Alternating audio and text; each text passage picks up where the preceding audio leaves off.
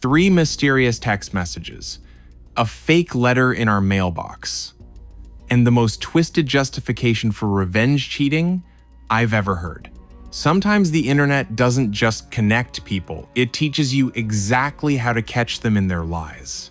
This is a story about how I spent an entire month knowing something was wrong in my marriage, gathering evidence piece by piece, until one clever trick revealed a betrayal that went deeper than I ever imagined. Welcome to another episode of Real Life Stories, and today we're diving into how you can be 99% certain that something's not right in your relationship, but that final 1% of proof can change everything. When I first met Jessica, she had just ended a 2-year relationship with her previous boyfriend. I was amazed that such an attractive, intelligent woman in her mid-20s could be single. Every time I asked about it, she'd give me the same vague response, "It just didn't work out," or "These things happen." Eventually, Jessica told me more about her ex. They'd been together for nearly 2 years, and she made it sound like a typical breakup. Nothing dramatic, just two people growing apart. I didn't push for details because, honestly, who wants to hear extensive stories about their partner's romantic history? Jessica worked at an upscale nail salon, and she was incredibly successful at it. She was making as much money as I was, if not more. After we'd been dating for several months, she got recruited by an even higher-end salon in the city. That's when I learned that people actually pay $150 for a manicure. Her clientele included wives of executives, socialites, women who thought nothing of dropping serious money on beauty treatments. We were both financially stable, which made our relationship feel solid and mature. After about 1 year together, we decided to get married. But that's when I got the first warning sign, though. I completely missed it at the time. As we were planning our wedding, Jessica suddenly got cold feet. "Listen," she said one evening, "maybe we should wait a little longer before getting married. I'm worried that people at work will think I'm pregnant, and you know how these high-end salons are about their image. If they think I'm going to be taking maternity leave soon, they might let me go rather than deal with the hassle." I was confused. "Wait for what? Are we postponing the wedding?" She spent the next 24 hours flip-flopping on the decision before finally deciding we should go ahead with our original plan. We got married, and for the first 6 months, everything seemed perfect. Then the text message mystery began. Jessica and I both had the same iPhone model, and we'd never bothered to change the default notification sound. One night around 11 p.m., I heard that familiar text notification sound. I was in the kitchen cleaning up after dinner when I heard it, so I rushed to our bedroom to check what urgent message had come in so late. I grabbed my phone from the nightstand, nothing. No messages, no notifications. I unlocked it and checked everything twice, completely empty. That's when I realized the sound must have come from Jessica's phone. I picked up her iPhone and touched the screen to light it up, but there were no message notifications on her lock screen either. Jessica was standing right there by our closet, getting ready for bed. "Did you get a text message?" I asked. "No," she said without hesitation. This was strange, but I figured maybe I'd imagined it. We all hear phantom notifications sometimes, right? But a couple weeks later, it happened again. We were sitting at the kitchen table having dinner when Jessica's phone chimed with that text notification sound. She immediately grabbed her phone, read something quickly, and then swiped the notification away before I could see anything. "What was that about?" I asked casually. "Oh, nothing important," she said. I pressed a little. "Who was it?" She hesitated for a moment, then said, "Just a former client from my old salon. He has my number and wants to book an appointment at my new place. So why not just book him? Why delete the message?" I already deleted it by accident, no big deal. One mysterious message in the evening could be explained away. But this was the second incident, and it reminded me of the first one. Now, I had 2 data points, and they were starting to form a pattern. A few days later, it happened a third time. I was in our bedroom when I heard the text notification sound. I went to check my phone, nothing. Jessica was putting her phone down on the nightstand when I walked in. "Let me see your phone for a second," I said. "I want to call my doctor about this hearing problem I think I'm developing." I picked up her phone.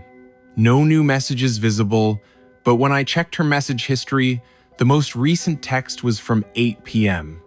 It was now 10 p.m. Whatever message had just come in had been deleted within seconds of arriving. That night, we had our first real fight about this. I told her I wasn't stupid, and that I knew she was getting messages she didn't want me to see.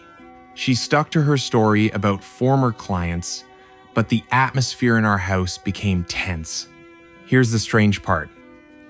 After that confrontation, the mysterious text messages stopped completely. No more late-night notifications, no more quickly deleted messages. It was like whoever was texting her had been warned to back off. But something else started happening that was even more suspicious. Jessica had never been much of a drinker. Maybe 1 glass of wine with dinner on special occasions, but suddenly, every weekend became a wine weekend. "Let's get a bottle of wine for tonight," she'd suggest every Friday. Then Saturday, "How about we get some wine again?" It became a weekly routine, and every time we drank together, the conversation somehow turned to the topic of infidelity. "What do you think about emotional affairs?" she'd ask. Or, "Do you think people can love 2 people at the same time?" These weren't casual philosophical discussions. They felt like she was testing the waters, trying to gauge my reactions to different scenarios. Looking back, I realized she was probably working up the courage to confess something. But at the time, I just thought it was odd. I decided I needed concrete evidence. I went to our cell phone provider's website and ordered detailed call and text records for Jessica's phone number. When the records arrived, they confirmed what I suspected. On the exact dates when I'd heard those phantom text messages, Jessica had received texts from the same unknown number. I tried calling that number multiple times, but it always went straight to voicemail or showed as subscriber unavailable. Clearly, this was someone using a burner phone or a secondary line they kept turned off most of the time. At this point, I was about 99% certain that Jessica was having some kind of emotional affair, at minimum. But I didn't have solid proof, and I knew that if I confronted her with what I had, she could probably explain it away. I needed something undeniable. That's when I turned to the internet for advice. I found a men's forum where guys discussed relationship problems, and after reading dozens of stories similar to mine, I realized my suspicions weren't paranoid, they were textbook signs of infidelity. But more importantly, I found a suggestion for how to get definitive proof.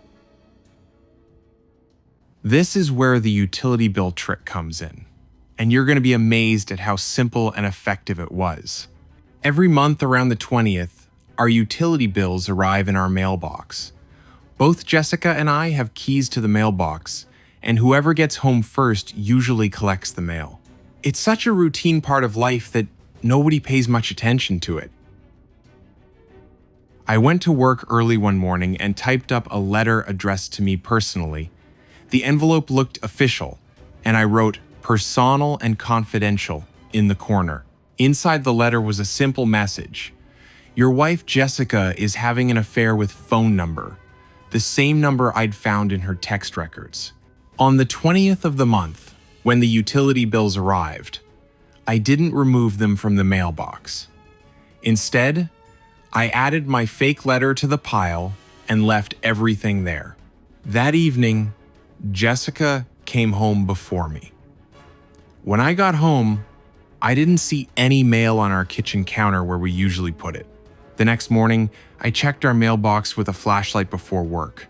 All the mail was still there, the utility bills and my fake letter. Jessica had forgotten to check the mail. But that same evening when I came home from work, Jessica was already there and the mailbox was empty. I went upstairs and found the utility bills stacked on our hall table. My fake letter wasn't there. I walked into the living room where Jessica was watching TV. She looked upset, not sad, but anxious and conflicted. "Hey," I said casually, "was that all the mail that came today? I thought I saw another envelope in there." "No," she said without looking at me. "That was everything." She was lying, and we both knew it. She'd taken the fake letter, but left the bills. That meant she'd read the letter and was trying to figure out what to do about it. I sat down next to her and said, "Jessica, where's the letter that was addressed to me? The one about my wife having an affair?" She immediately broke down. The truth came pouring out, and it was worse than I'd imagined. The mysterious phone number belonged to her ex-boyfriend, the one she dated for 2 years before we met. They'd been in contact throughout our entire relationship, including after our wedding. But here's the part that really shocked me. Jessica's motivation for the affair wasn't that she still loved this guy or that our marriage was failing. It was revenge. According to Jessica, she'd recently learned that her ex-boyfriend had gotten married just a few months after their breakup. They dated for 2 years, and he'd never proposed to her. But with his new wife, he'd moved quickly to marriage. Jessica felt humiliated and rejected. In her mind, this guy had wasted 2 years of her life, then immediately committed to someone else. So she decided to get revenge by seducing him away from his new wife. "It was just once," she said through tears. "I just wanted him to realize what he'd lost. I wanted him to know that he'd made a mistake choosing her over me." She explained that the burner phone was his idea. He was hiding their communication from his new wife. The deleted text messages were them coordinating when and where to meet. And those wine-fueled conversations about infidelity? Jessica said she'd been trying to work up the courage to confess, but she could never bring herself to do it. The most twisted part of her explanation was that she seemed to think her revenge affair was somehow justified. In her mind, her ex-boyfriend had wronged her by marrying someone else quickly, so she was entitled to disrupt his new marriage as payback. I asked her the obvious question, "What about our marriage? What about me?" She said she never intended for it to affect us. She thought she could get her revenge and move on without me ever finding out. She claimed it didn't mean anything to her emotionally. It was just about making her ex-boyfriend regret his choices. But here's what really bothered me. Jessica had built our entire relationship on a foundation of deception. She'd been in contact with her ex the whole time we were dating and after we got married. She'd married me while still emotionally invested in proving something to another man. I realized that I'd never been her first choice. I'd been her backup plan while she worked through her feelings about being rejected by someone else. The fake letter trick worked because it forced Jessica into a corner where she had to make a decision, come clean or double down on the lies. When she chose to hide the letter, instead of showing it to me, she revealed that everything I suspected was true. Looking back, I'm actually grateful for the utility bill scheme.